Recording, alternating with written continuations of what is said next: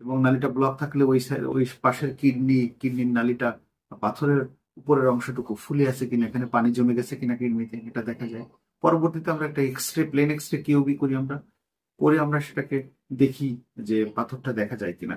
তবে অনেক সময় পাথর এক্সরেতেও দেখা যায় না।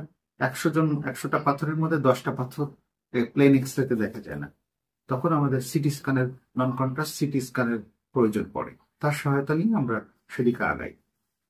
এখন আমরা আলোচনা করতে চাই যে আসলে এরকম একটা পাথর নিয়ে রোগী ধরা পড়লো, এর কিভাবে চিকিৎসা দিব আমরা। এর চিকিৎসাটা প্রথমে আমরা কনজারভেটিভ ওয়েতে চিন্তা করি, অর্থাৎ অপারেশন না করে রোগীকে আমরা ওষুধ দিয়ে কিছু ম্যানুভার করে লাইফস্টাইল পরিবর্তন করে আমরা ঠিক করতে পারি কিনা। তাতে আমরা কখন আমরা দিব কখন দিব না এটাও একটা বিষয় আমাদের। এবং এটা আমাদেরই বলতে হবে, আমাদের চিকিৎসকদের অর্থাৎ ইউরোলজিস্টকে নির্ধারণ করে দিতে হয় রোগীর ক্ষেত্রে।